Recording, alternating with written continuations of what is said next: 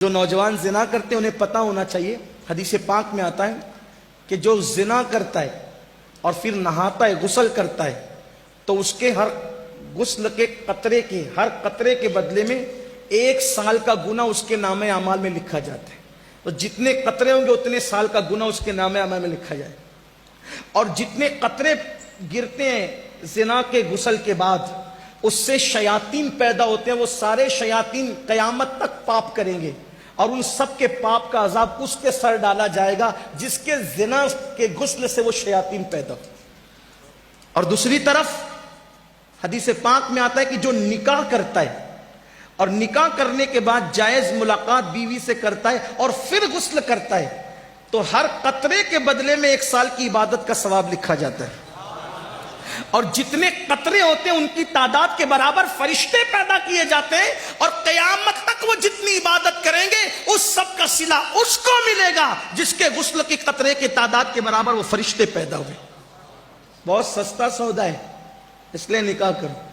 اور نکاح کی ضرورت ہے۔ میں اپنے بڑوں سے معافی مانگتے ہوئے کہوں، نکاح کی اگر ضرورت ہے، گھٹ گھٹ کے نہیں رہنا گھر میں، اپنے ماں باپ کے کان میں کہہ دینا میری شادی کر دو، یہ کوئی بری بات نہیں۔ چھپ کے زنا کرنے سے اچھا ہے کہ ماں باپ کے کان میں خود نہیں کہہ سکتے، بھابھیوں سے کہلوا دو، بھائیوں سے کہلوا دو، دوستوں سے کہلوا دو میری شادی کر دو، یہ کوئی گناہ نہیں۔ کچھ لوگ کہتے ہیں شرم آئے گی، اگر کوئی نوجوان کہتے میری شادی کر دو تو عورتیں باتیں کرتی اللہ اس کو کیا ہو گیا، یہ پاگل تو نہیں ہو گیا، یہ ہمارے خاندان کی روایت تھی، اتنا بدبخت نکلا، اتنا مجرم نکلا، اتنا گندا نکلا، کہہ رہا ہے میری شادی کر دو۔ میری بہن، زنا سے تو بہتر ہے نا وہ کہہ رہا ہے میری شادی کر دو۔ میں اپنے جوانوں کے ساتھ ہوں، میں تمہارے ساتھ، کہو اپنے ماں باپ سے، اور ماں باپ سے کہتا ہوں میرے بھائی اس سے پہلے کہ تیرے بچے تجھ سے کہے میری شادی کر دو، تجھے کر دینا چاہیے۔ ہاں، کچھ لوگ کہتے ہیں مولانا کھلائیں گے کیا؟ میں نے کہا اللہ رزاق ہے،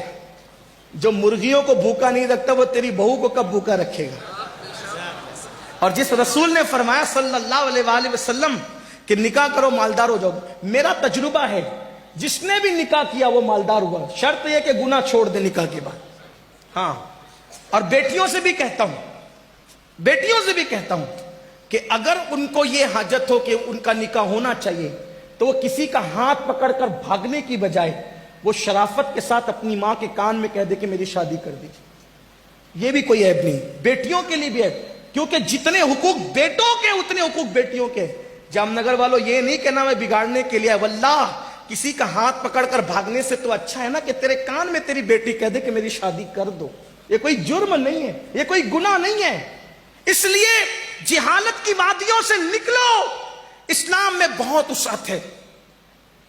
جتنا فری اسلام انسان کو چھوڑتا ہے کوئی نہیں